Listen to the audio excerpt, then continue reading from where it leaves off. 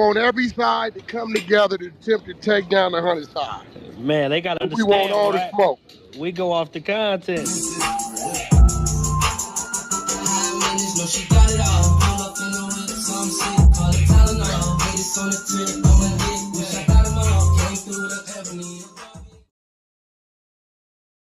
Three, two, one.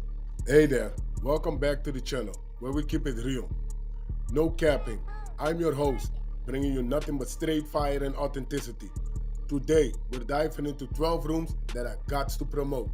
The 100 ENT showroom, hosted by Big Wack100. The Beehive room. Love and R&B room, hosted by the queen of the 100 side, R&B. No room for the weak. No mercy room. Spin the block room. 100 ENT Jailbreak Squad room. 100 ENT South room. Petty Betty and Toxic Tanya room. Dangerous Minds room, hosted by Beast. Good Burger, hosted by Pitbull. Sleepless in LA, and many more. If you want to get closer or you want to be a part of the show, go to Clubhouse, follow one of these rooms, or you look for a room titled with Wack100. These particular videos all made possible by the one and only Wack100. Get ready to vibe with me as we explore the hardest topics that need some real recognition in the streets. Let's jump right into it and show some love to this channel by hitting the like and or subscribe button. So, without further ado, hold it down. One mic on Wack. Hate train segment today. This is real. This is targeted at everybody, you know, streets, church world, corporate America, you name it. It's targeted at everybody. So why can't the urban community come together as one? I had somebody asked me a question the other day, and it was a Black Lives Matter, All Lives Matter conversation that was going on, and it was like, Wack, what do you feel more comfortable living? In an all-black community or a mixed race community? And my initial answer was a mixed race community. And I kind of thought about that, and it was like, damn, that's kind of crazy. Like, why wouldn't you feel comfortable living amongst your own? And I think what happens is those of us that grew up in the ghetto, we had an ambition to get out of the ghetto because of things that were going on in the ghetto. And we know our probability rate of getting caught up or getting into some trouble is higher in the ghetto than in other places. And I think, you know, everybody got ambition to live a better life, you know what I'm saying, for you, your children, just yourself, man. You know, you get tired of hearing the ghetto bird outside and you stepping outside, I hate to say it, filth, and you got prostitutes and pimps and drug dealers, and you got dope fiends, and you know, all these things going on. You know, it wears on you, especially when you look up and you see it's finding things in life. Now, when we say finding things in life, our people back in the day, you know, when they went through what they went through, the creation of soul food, when people throwing things away and they was forced to survive, they had to work together. They had to work together in the fields. They had to work together during the hard times. They had to work together, you know, when they was giving birth to somebody else's child. You know, it looked to me like, and I could be wrong, that our people were giving people. And some of our people today are still giving people. But I think back then, they were trustworthy people. And I think that goes back to when somebody asked me what community would our brother live in. The demographics definitely mean something. You know, what area you live in, the ghetto versus a Beverly Hills, or the ghetto versus, you know, a Sherman Oaks, or the ghetto versus a Manhattan Beach, or, you know, in a lot of these cities, some parts of these cities, there are good parts of the city, like Inglewood. You know, Inglewood has, believe it or not, some very large homes. And it's a city that still is growing. It's manicured. They're putting domes and you know that gentrification is going on over there. But it's still a city to where if you hit the wrong quarter or the wrong block, depending on who you are, what you got on, what kind of hat you got on, it could be a problem. Do I believe they're gonna phase these things out? Yes, they're gonna phase them out.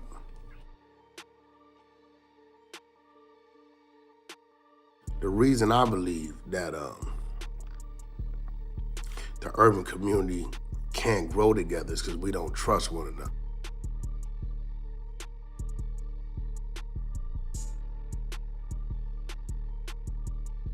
We don't trust one another, period. We just don't. If I pull up,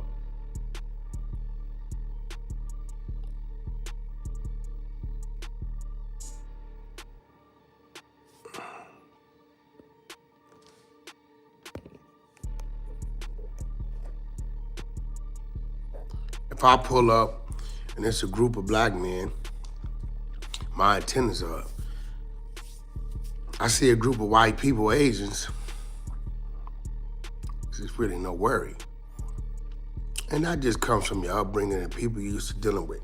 Today, like even with me, I've helped a lot of people. And the majority of people I help, out of 5 people, 3 of them gonna turn around and snake you. Because they come in with ulterior motives to do this, to do that, for their own personal gain. So they come in with a smile, but their whole time it's in the back of their mind to get what they gonna get out of you and then turn on you so they can make their move. And that's where our people go wrong. It's a lot of people I've done business with that we done clashed out, fell out. And you know, we still keep it cordial. We keep it where it need to be. Because he or she knows that it might come a time that they may need me, and I know it may come a time where I may need them. So even if we have a distaste or a disliking for one another, whatever the business may be, we understand that we both play a part in one another's business, can play a part at any point in time.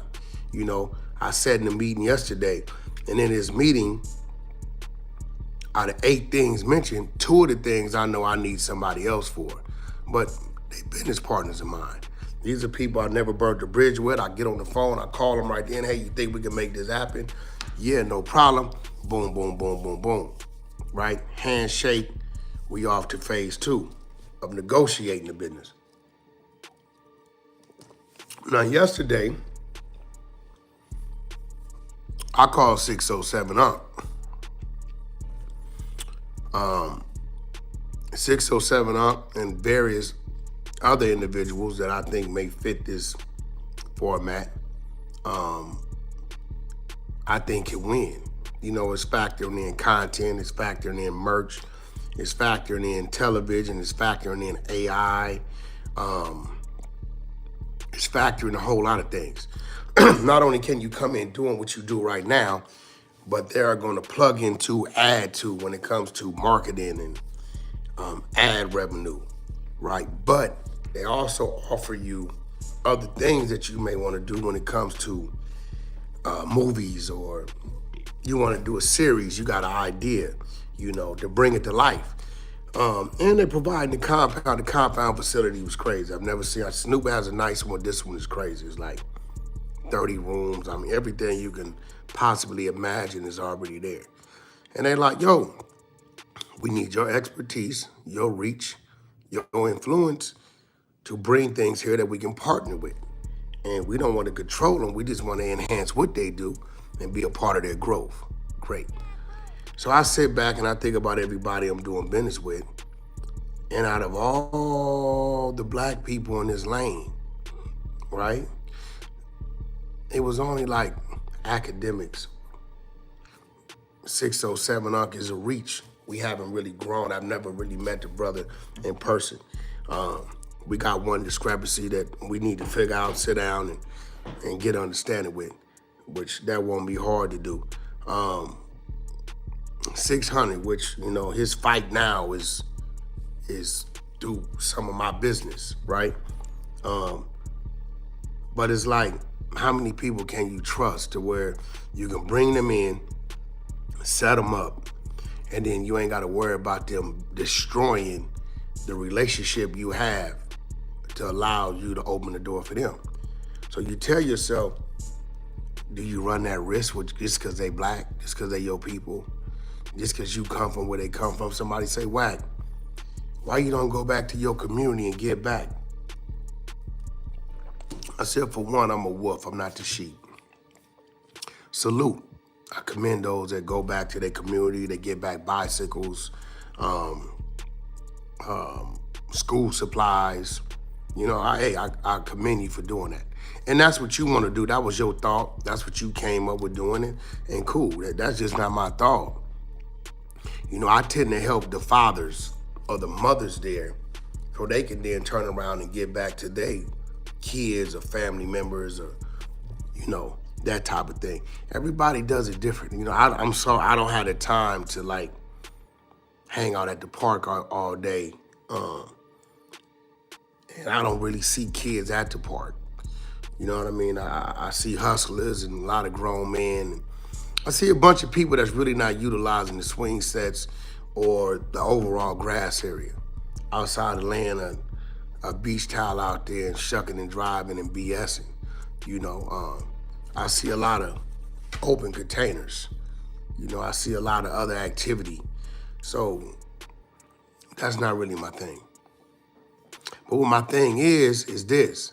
If you are one of those individuals who's looking for a way, looking for information, right? I have to create something to where if it don't work out, I don't feel cheated. Meaning everything is business now. Shout out to the super chat, Trucker for Life. Everything is business, you know? If through business, over time, we turn out to be friends. Shout out to Marcel Johnson. Love your content, brother. Thank you for getting me through my long days. Salute, Marcel. Cats like you that keep me motivated to come on here and do this. If through business, our friendship materializes, so be it. But everything is just gonna be business with me because I can't come in and help you set up and get you going, and then you turn around and turn the dagger on me. Right, cool. That's like with loose cannon. I'm not too bothered. I made my money. Do it how you want to do it. When people say, yo, bro, y'all friendship, and I tell people it was all business. Every time you saw us together, it was at a table. Just what it was. You know what I mean? I think we might have had 1 or 2 outings, and even those outings was discussing business. So they got a bowling alley one time, and I was discussing business and amongst other things that I was doing my homework on. And I think we might have sat out and had a business meeting about something. But other than that, I think the trust needs to be built. Yeah, people say, yo, no jumper, is a bunch of black people in there. Y'all could do it yourself. There's no structure for people to do it themselves. See, it seems to me that our people will rather come in and work under somebody else with structure than structure themselves because they're scared of structure. See, no jumper is somewhat of a structured building. It's, you know, you come in, you're either on the news or you have your own show, you know what I mean? And you come in at this time, you sit down, you pod, and you get paid, and then you leave. But as far as like the camera people, you know, the board people, they're building. If that was a black person's building, right, with all that goes on in there and the mixture of people, if that was a black person's building, it would have been a homo up in that joint. People are more hesitant because it's somebody else's building. You know, I don't know, maybe it's a mentality we got. Maybe we the you know better mentality. I don't know what it is, right? Everybody got a motive, everybody got their reason for doing what they're doing. Maybe it's because they feel like well, if I do this, you know, I can't come back. Yeah, love, this shit finna go crazy.